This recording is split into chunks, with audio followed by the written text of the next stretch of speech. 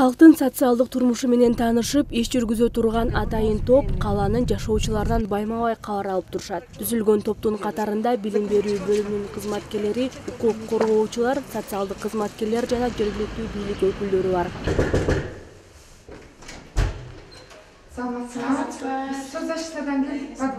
Үймө кыдыруунун жүрүшүндө адистер балдарын жалгыз баккан үй бүлөнүн абалы менен таанышты. 41 жаштагы эне 3 баласы менен бир топ жылдан бери Батирде күн кечирип келгени маалым болду. Анысы аз келгенсип кичүү кызы тубаса жүрөк оорусу менен ооруйт. Ал бул үчүн мамлекеттин эсегинен 4000 сом жөлөк пул алат. Бирок кошумча каржы булагы болгон, жумушу жок жалгыз бой эне үчүн кызынын экинчи жолку операциясына акча тартыш болууда. Ал үй бүлөдө деген бала, мүмкүнчүлүгү чектелген балага бул жерден 4000 сом жөлөк пул берилет. Анысын алып атат. Анан бул жерде деген гуманитардык жардам көрсөтөбүз.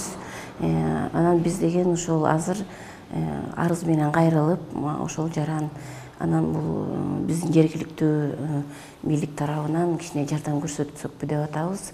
Жанагы баласына экинчи жолу операция жасатканга.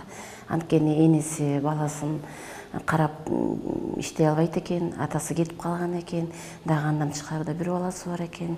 Ошон үчүн ал адам иштей албайт, каражат таба албайт операцияга. Ошон үчүн биз ошого көмөк көрсөткөнгө иш жүргүзүп атабыз.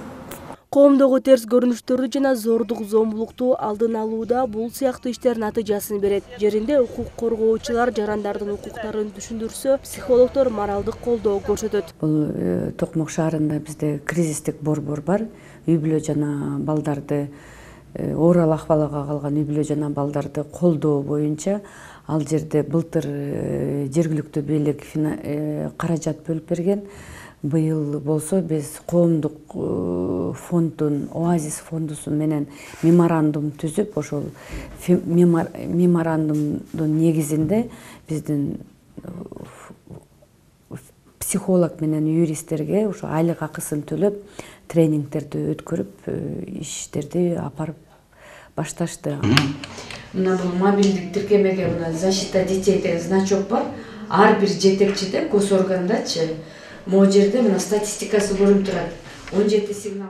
Шаар ичиндеги терс көрүнүштөрдөн ыкчам кабар алуу үчүн мындагы кызматкерлер атайын мобилдик тиркемени иштеп чыгышууда. Анын жардамы менен зомбулукка кабылгандар жана социалдык жардамга муктаж болгондор адистер менен байланышта боло алышат.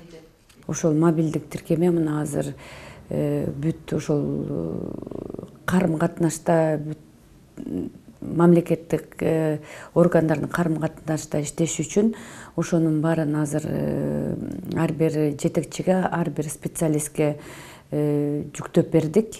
Андан тышкары мына азыр окуучулар жана балдардын арасында тренингтерди өтүп, как пилотный кылып апробация жүргүзөбүз. Бул болсо эң чоң иш-чара деп ойлойм. Себеп дегенде бала ата-энесине айта албайт, же досуна айта албайт, же башка бирөөгө айта албаганын ошол өзүнүн мобилдик уюлдук телефонунан СОС дегенди басып, эмне проблема болуп атканын жазса, эң биринчиден барып РОВДга, анан башка мамлекеттик структуралардын өзүнүн программасына түшүп калат дагы.